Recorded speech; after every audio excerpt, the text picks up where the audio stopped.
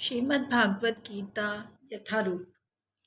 जिनकी बुद्धि भौतिक इच्छाओं द्वारा मारी गई है, वे देवताओं की शरण में जाते हैं और वे अपने अपने स्वभाव के अनुसार पूजा के विशेष विधि विधानों का पालन करते हैं। तात्पर्य: जो समस्त भौतिक कल्मश से मुक्त हो चुके हैं, वे भगवान की शरण ग्रहण करते हैं और उनकी भक्ति में तत्पर होते हैं।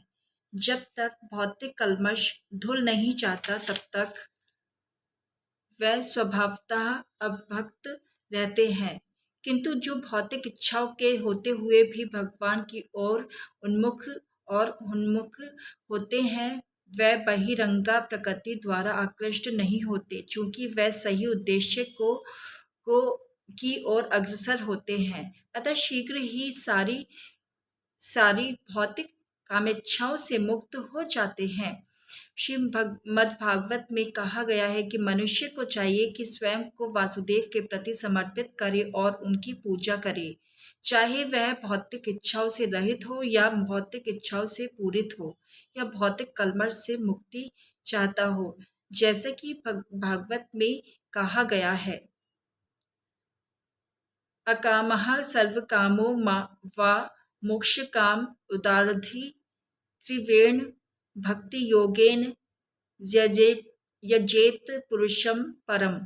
जो अल्पज्ञ है तथा जिन्होंने अपनी आध्यात्मिक चेतना खो दी है, वह भौतिक इच्छाओं की अविलंब पूर्ति के लिए देवताओं की शरण में जाते हैं। सामान्यतः ऐसे लोग भगवान की शरण में नहीं जाते, क्योंकि वे निम्नतर गुणों वाले होते हैं। अतः वे विभिन्न देवताओं की पूजा करते हैं। वे पूजा के विधि विधानों का पालन करने में ही प्रसन्न रहते हैं। देवताओं के पूजक छोटी छोटी इच्छाओं के द्वारा प्रेरित होते हैं और यह नहीं जानते कि परम लक्ष्य तक किस प्रकार पहुंचा जाए। किंतु भगवत भक्त कभी भी पथ भ्रष्ट नहीं होता, चूंकि वैदिक साहित्य में विभिन्न उद्देश्यों के लिए भिन्न भिन्न देवताओं के पूजन का विधान है। अतः जो भगवत भक्त नहीं है, वह सोचते हैं कि देवता कुछ कार्यों के लिए भगवान से श्रेष्ठ है। किंतु शुद्ध भक्त जानता है कि भगवान कृष्ण ही सबके स्वामी हैं। चैतन्य चरितामृत में कहा गया है, एकले ईश्वर कृष्ण आर सब भृत्य।